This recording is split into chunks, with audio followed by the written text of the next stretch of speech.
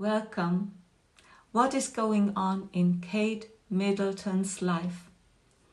I got so much requests from you to look in her chart, in her birth horoscope, and to see more about her future.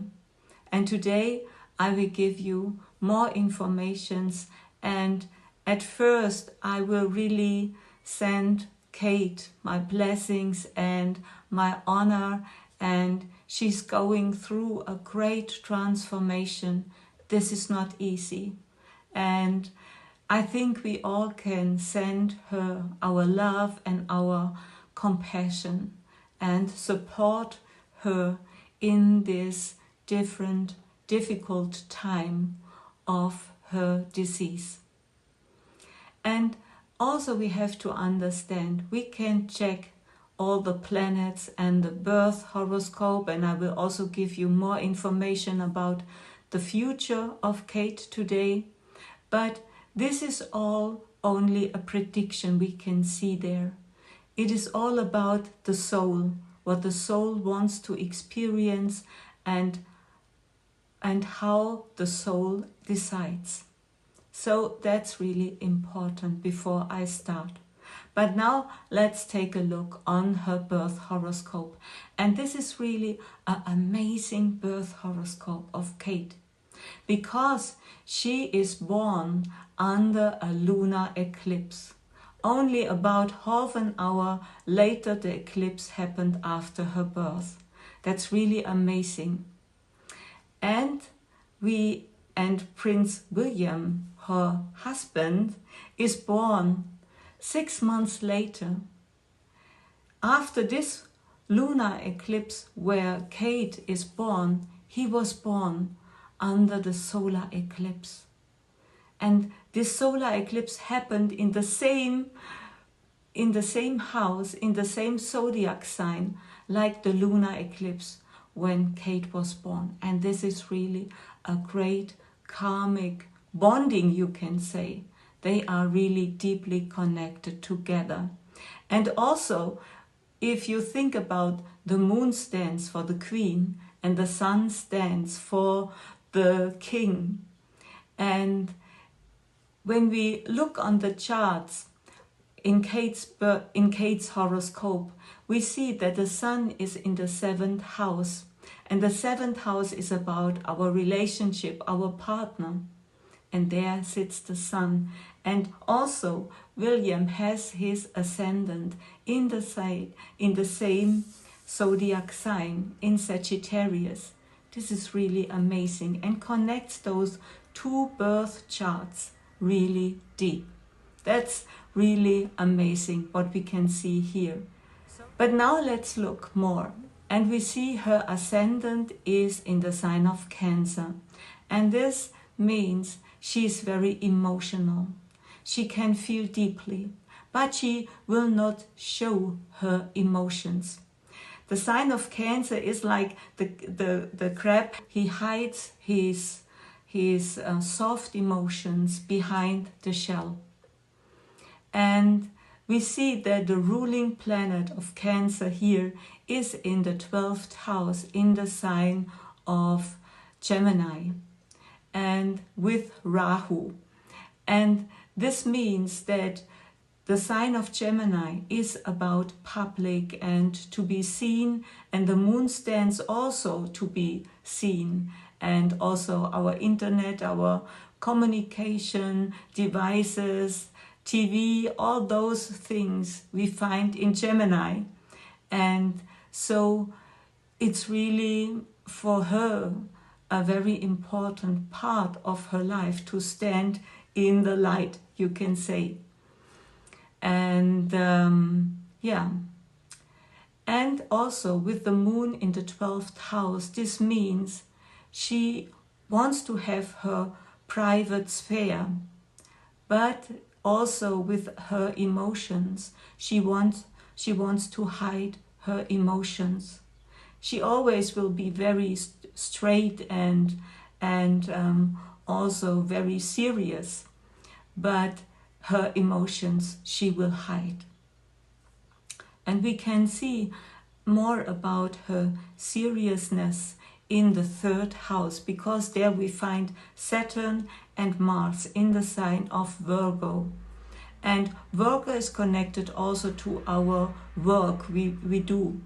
And with this, she is very serious. She's very committed to her task, the task to be a queen. She will be a queen. Now she's a princess, and she has a lot of reputation, things she has to do. And with this energy, she's very serious and she takes care. It is really for her a very important thing to show her best side in the public with these energies. And Mars is also the ruler of her 10th house, and the 10th house is about our career. That's important. And the planet that will not be so easy for her is her Venus. Her Venus is retrograde, and also the planet, the most difficult planet in her horoscope. And Venus sits in the 7th house together with Mercury, and Mercury is also the ruler of the 12th house. So it also connects with her husband and her public duties she has to do, and she wants to do. She wants to do a good job. But with Mercury as the ruler of the 12th house, this brings sometimes problems, because the 12th house is about endings and losing something. And so her marriage is a very important topic for her. Also the sign of Gemini, Mercury rules, is a house where it is about our subconscious and our subconscious fears, and this connects to her husband and her marriage. She can have maybe some fears about this, about her marriage, and about the topic of love and relationships. This is for her very important, and she can feel there unsecure in this area. Then we take a short look in the D9 horoscope, Navamsha, before we check more about what will happen this year, and also how will her illness develop. And in the D9 horoscope, this is a horoscope that shows us the fruits of a life, and also more about our relationships and our marriage. And if you are interested to learn more about Vedic astrology, I have an online course where you can learn everything about Vedic astrology, how to read a birth chart and look at the future horoscope. We will check this after the Navamsha, and so if you are interested, check the link below this video. So in the D9 Navamsha chart, we see that there is the Ascendant in Aquarius together with Jupiter, and Jupiter is a Karaka for the husband, so this means she is really deeply connected with her husband.